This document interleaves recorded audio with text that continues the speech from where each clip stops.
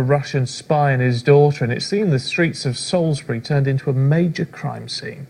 Police have now asked the military to help track down who was responsible, what poison they used, and why the pair were targeted last Sunday afternoon. Now, it's led to a developing diplomatic row amid allegations the Russian government is involved, a charge the country's foreign minister has flatly denied. James Matthews has this special report. There was a man on the bench and he looked like he had an overdose. This is being treated as a major incident involving attempted murder by administration of a nerve agent. He was a nice guy. Very polite. I feel sorry for you. It's a virulent nerve agent designed to kill very quickly. The use of a nerve agent on UK soil is a brazen and reckless act. This was attempted murder in the most cruel and public way.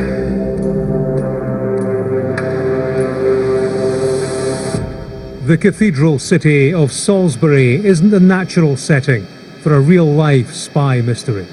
That changed last Sunday.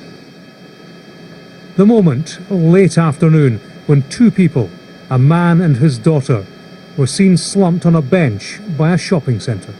There was a man on the bench and he looked like he had an overdose on heroin, which I do know because I do use drugs myself, and he looked like a user. And then there was something a bit more odd about him because the way that he was slouched and not able to carry his body, you could see there was something more involved with it. The man was Sergei Skripal, a former Russian military intelligence officer resident in Salisbury. The woman was his daughter, Yulia. She'd flown in from Moscow just days earlier. Emergency services attended the scene, but it would soon become clear that this was no routine call. Sergei, aged 66, and 33-year-old Yulia were found to be seriously ill. This had been an assassination attempt, a hit on the streets of Salisbury. Here he comes. It was as rare as the weapon deployed, and it took several days for police to announce that it was nerve agent. This is being treated as a major incident involving attempted murder by administration of a nerve agent. As you know, these two people remain critically ill in hospital. Sadly, in addition, a police officer who was one of the first to attend the scene and respond to the incident is now also in a serious condition in hospital. It was an attack involving a man who cut a familiar figure in his neighbourhood. This is Sergei Skripal shopping in his local store 5 days before he was targeted, seemingly relaxed as he went about his business, buying milk and Polish bacon. He handed in a winning lottery scratch card. He is very nice gentleman, very polite, and whenever I see, I'm really happy to serve him. He was a nice guy. He was a polite, smart.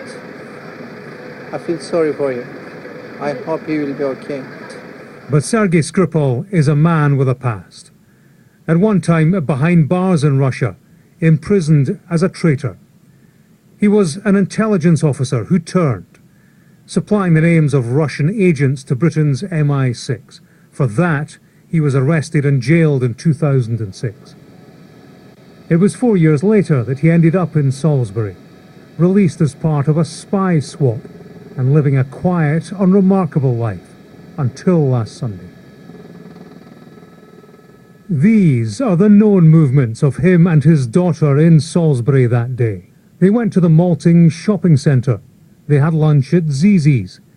Police have since cordoned off the restaurant. After lunch, they took a short walk to the Mill pub.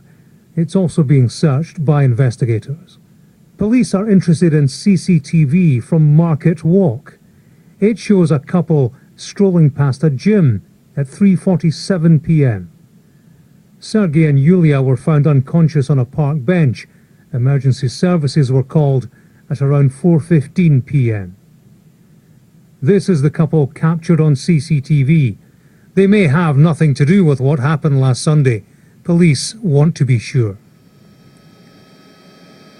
One focus of police inquiries is Sergei Skripal's semi-detached house. Forensic tents have been set up in the gardens, front and back. And there is a police cordon by the Salisbury cemetery where Sergei Skripal's wife was buried in 2012.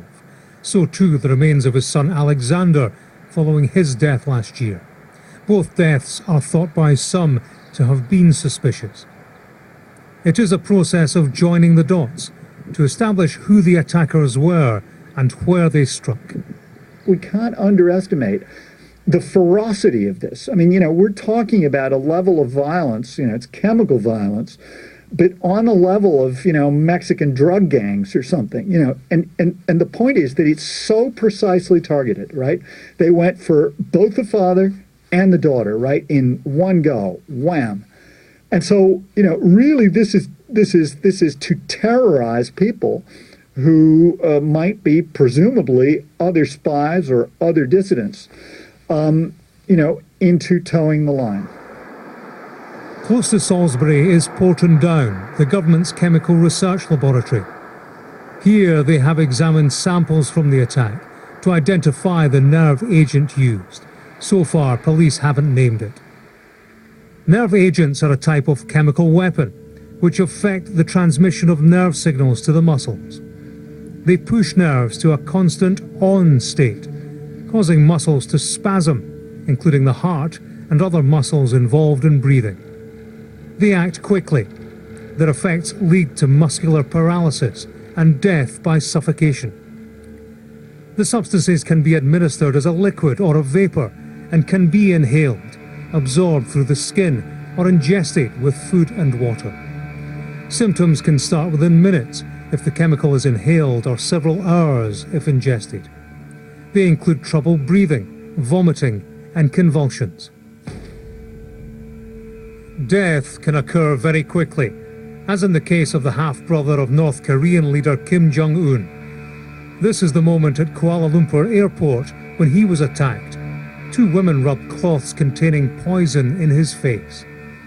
Who could have done something like this here? People are asking, why wasn't he just murdered with just shot? Well, if that was the case, I expect we'd be much closer to finding out who these people were. It's going to be very difficult to bring the perpetrators to justice, I expect, and it has all the hallmarks of an Eastern Bloc security service assassination.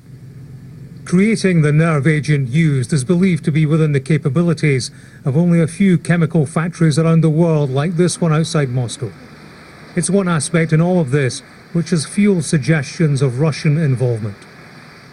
Another is that we've been here before. Alexander Litvinenko was a former Russian spy poisoned in London in 2006. A public inquiry ruled there was a strong probability that Russia was behind it. Moscow issued strong denials then, as it does now, albeit not strengthened by Vladimir Putin's statement around the time that Sergei Skripal had his spy swap to freedom.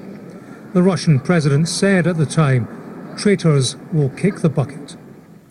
The chilling words didn't appear to cool Mr. Skripal's engagement in the world of espionage. Sky News has learned that in Salisbury he had regular meetings with an MI6 contact. And a fellow Russian exile has told us he had contact with officials at the Russian embassy.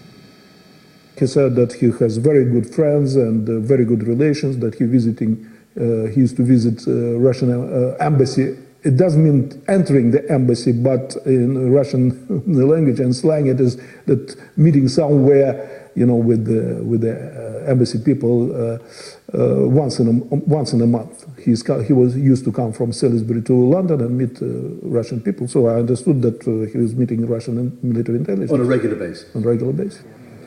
Without definitive proof of who was behind the Salisbury attack, the British government has stopped short of blaming Moscow or anyone else, but diplomatic confrontation is brewing. An assassination, a state assassination on British territory is utterly intolerable and is just about the worst thing that one state could do on the territory of another state. Therefore, whatever the cost, the response on our part should be pretty draconian. And this, I think, would involve some combination of expulsions, including the ambassador himself, and some of his senior staff and maybe others, and maybe sanctions if you can find something useful to do in the way of sanctions. The use of a nerve agent on UK soil is a brazen and reckless act. This was attempted murder in the most cruel and public way. People are right to want to know who to hold to account. This is the forensic tent assigned to the bench where Sergei Skripal was found with his daughter Yulia. When it blew off in the wind, firefighters donned full protective gear to put it back in place. This had been a most lethal attack. Police say around 21 people in total were injured, including several of their officers. They include Detective Sergeant Nick Bailey among the first on the scene. He's in a serious but stable condition. He is conscious and talking. He's an example of the quality of the police that we have. They obviously do their job, which they're trained to do, but I think there are occasions where they step beyond that expectations, and obviously in this case it was one of those instances where he did, yes. 5 days after the crime, the Home Secretary paid a visit to Salisbury. For the UK government, this is a matter most urgent. It's a complex criminal investigation, liable to extend far beyond Britain's borders. The same applies to the politics. To this real-life thriller plot, played out in a quiet corner of Wiltshire, few would write a happy ending.